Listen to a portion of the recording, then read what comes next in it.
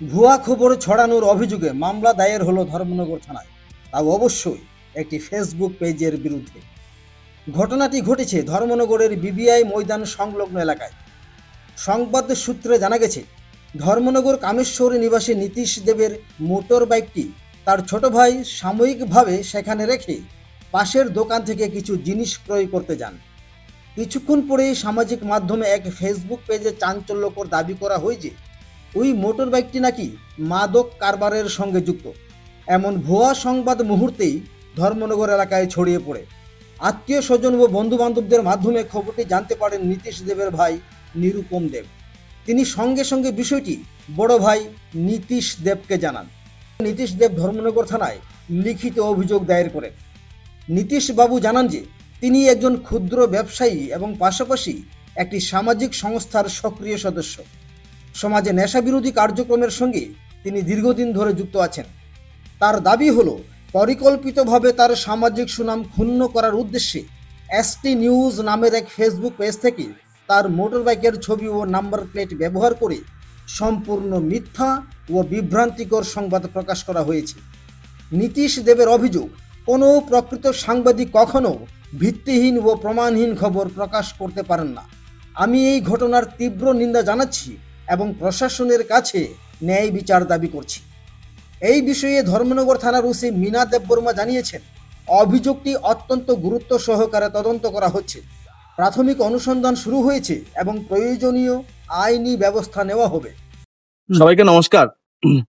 আমার নাম নীতিশ দেব। আমি একজন সমাজসেবী হিসেবেই আমাকে অনেকে চিনেন, ধর্মনগরের মানুষ। পেশায় একজন ক্ষুদ্র ব্যবসায়ী। ধর্মনগরের কামেশ্বর আমার বাড়ি। গতকাল রাত 11টা সাড়ে 11টা নাগাদ আমার ছোট ভাই আমার একটা বাইক চালায়, যে বাইকটা বেশিরভাগই আমার বাড়িতেই থাকে। খুব সম্ভবত 1-1.5 ঘন্টার জন্য ছোট ভাই এই বাইকটাকে নিয়ে রাত্রেবেলা বেরোয়। গতকাল রাত 10:30 11টা নাগাদ হঠাৎ করে ছোট ভাই আমাকে ফোন করে জানায় যে, বড়দা, আমি তো বাইকটা এখানে রেখে আমি আমার বন্ধুদের সাথে আমি আশপাশে ছিলাম, কিন্তু পরবর্তী সময় আমাকে একটা ভিডিও পাঠানো হয় যে একটা সোশ্যাল মিডিয়া প্ল্যাটফর্মে একটা নিউজ হয়েছে, এসটি নিউজ সম্ভবত এই নিউজের নাম, সোশ্যাল মিডিয়ায় যে নিউজটা প্রচার করা হয়, যে এই নিউজের মধ্যে লেখা হয়েছে যে আমাদের বাইকের দ্বারা ড্রাগস পাচার করা হয় এরকম, এবং নাম্বার প্লেট সহ এখানে ইন্ডিকেট করে দেওয়া হয়েছে যে এই বাইকটা ড্রাগস পাচারের সাথে জড়িত। দেখুন, সবাই আমাকে, ধর্মনগরের মানুষ বিশেষ করে আমাকে জানে, আমি বিগত বহু বছর থেকে এইসবের এগেনস্টে লড়াই করছি। এই বিষয়টাতে আমাকে জড়িত করা, আমার বাইকটাকে জড়িত করা কোন রকমের তথ্য প্রমাণ ছাড়া আমি গভীর নিন্দা জানাই। যদি একজন প্রপার সাংবাদিক এই সমস্ত কাজ কখনো করতে পারে না। আজকে আমি ধর্মনগর পুলিশ প্রশাসনের কাছে এসেছি। আমি এই বিষয়টার যদি সমাধান না হয় তাহলে আমি এখানে মামলা করব। আমি শুনেছি এই পেজটা যে চালায় ওনার নাম উর্মি সম্ভবত। তো আমি যদি আমার যে মানহানিটা হয়েছে, যে সম্মানহানিটা হয়েছে, তার প্রতিবাদে বা তার এগেনস্টে আমি যদি সঠিক বিচার না পাই, তাহলে আমি আজকে পুলিশ প্রশাসনের কাছে বিষয়টাকে তুলবো এবং আমার মানহানির জবাব চাইবো, যে কোন রকম তথ্য প্রমাণ ছাড়া এরকম নিউজ কিভাবে করা যায়।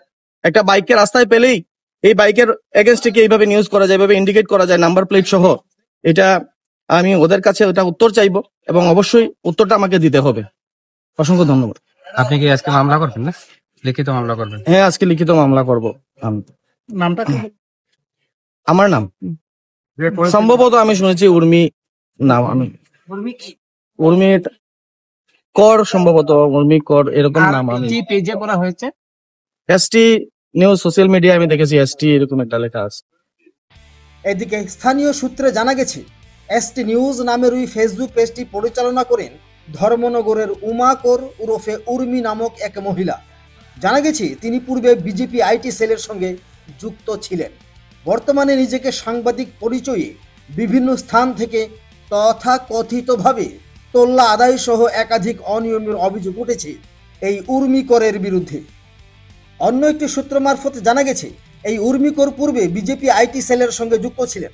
বর্তমানে নিজেকে সাংবাদিক পরিচয় দিয়ে বিভিন্ন স্থান থেকে তথাকথিতভাবে তোল্লা আদায় সহ একাধিক অনিয়মের অভিযোগ উঠেছে তার বিরুদ্ধে। ওই ঘটনাকে কেন্দ্র করে সংবাদমহল ও বুদ্ধিজীবী সমাজের মধ্যে প্রবল ক্ষোভের সঞ্চার হয়েছে। অনেকে প্রশ্ন তুলেছেন, ধর্মনগরে যখন জেলা তথ্য ও সংস্কৃতি দপ্তর সক্রিয় রয়েছে, তখন এই ধরনের ভুয়া সাংবাদিকতা ও বিভ্রান্তিকর প্রচারের বিরুদ্ধে প্রশাসন কী পদক্ষেপ নেবে, সেটাই এখন দেখার বিষয়। তো প্রিয় দর্শক, আমাদের এই প্রতিবেদন সম্পর্কে আপনাদের মতামত কি, তা আমাদেরকে অবশ্যই কমেন্ট করে জানাবেন, কেননা আমরা খোলা রেখেছি আমাদের কমেন্ট বক্স আপনাদের জন্য। আপনাদের কমেন্ট আমাদেরকে উৎসাহিত করে, আপনাদের কমেন্ট সমাজের বুকে এক ইতিবাচক বার্তা নিয়ে আসুক, এটাই আমরা কামনা করি। ধন্যবাদ, ভালো থাকবেন, সুখে থাকবেন। ধর্মনগর থেকে ভানুচন্দ্রের রিপোর্ট, ত্রিপুরা পাইওনিয়ার।